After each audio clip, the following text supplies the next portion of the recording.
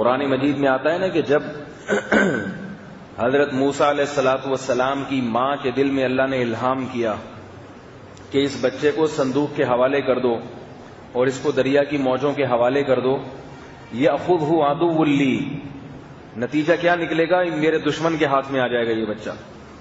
تو قرآن مجید میں ہے کہ جب وہ دریا یا نہر صندوق گزرا ہے فرعون کے دربار کے قریب سے، تو کوئی بھی ایسا صندوق جا رہا ہو پانی میں، سب کو تجسس تو ہوتا ہے نا بھائی ڈبے میں کیا ہے، ہوتا ہے نا شوق ہر ایک کو۔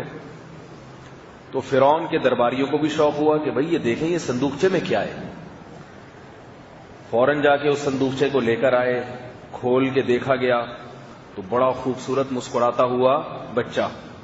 پیغمبروں کو اللہ نے حسن و جمال بہت دیا ہوتا ہے، بڑا خوبصورت بچہ۔ فرعون نے ارادہ کیا کہ بھئی قتل کر دیتا ہوں اس کو، تو فرعون کی بیوی نے کہا لا تقتلوہ، اسے قتل مت کرو، عسیٰ ان ینفعنا او نتخذہ ولدا، یہ ہمیں فائدہ پہنچائے گا غلام بن کے، خادم بن کے، یا ہم اس کو اپنا بیٹا بنا لیں گے۔ قرۃ عین لی ولک، اور فرعون کی بیوی نے یہ بھی کہا یہ میری بھی آنکھوں کی ٹھنڈک اور تیری آنکھوں کی بھی ٹھنڈک بنے گا، میری آنکھوں کی بھی ٹھنڈک بنے گا۔ اس سے پتہ چلتا ہے کہ بچہ جو ہے نا، بچہ یہ عورت کی فطرت ہے۔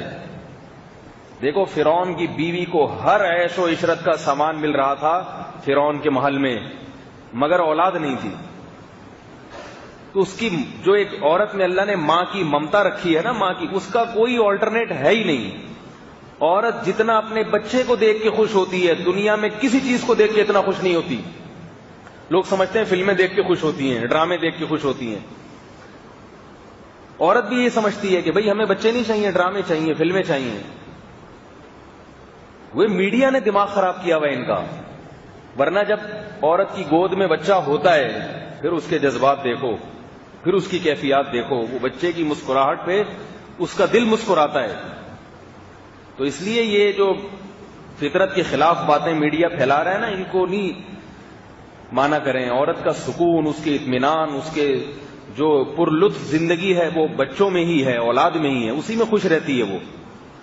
لیکن میڈیا نے گوج بنا دیا، نہیں ہوں گے یہ فلانا اتنا، ان کو ایکچولی ان کو پالنا پڑتا ہے، ایکچولی صبح صبح تیار کرنا پڑتا ہے۔ یہ ہے نا آج کل خواتین کی بات، ان کو ایسا صبح صبح روزانہ اٹھنا پڑے گا، ان کو یونیفارم اس طرح، اتنے ٹینشنیں، یہ اس طرح کی فضول قسم کی بات ہے۔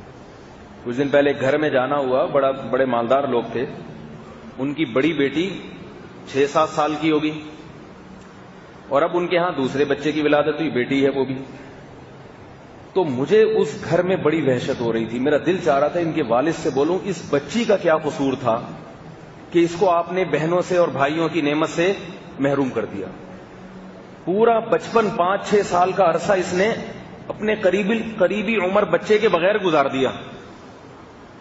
بچے کو بچپن میں بچوں کا شوق ہوتا ہے، یقین نہ آئے تو اپنے بچے کو گود میں بٹھائیں آپ، جیسے ہی کوئی دوسرا بچہ آئے گا نا اس کے پاس، بچہ آپ کو چھوڑ کے اس کے ساتھ مشغول ہو جائے گا، فوراً کھلکھلانے لگے گا، فوراً اس کی طبیعت ادھر مائل ہونے لگے گی، ایک دم جو ہے نا اس کی بانچیں کھل جائیں گی، آپ کو چھوڑ کے ادھر جائے گا۔ وہ بچے میں اللہ نے ایسے سگنل رکھے ہیں کہ وہ پہچانتا ہے کہ یہ میری لائن کا آدمی ہے، صحیح ہے نا، فوراً۔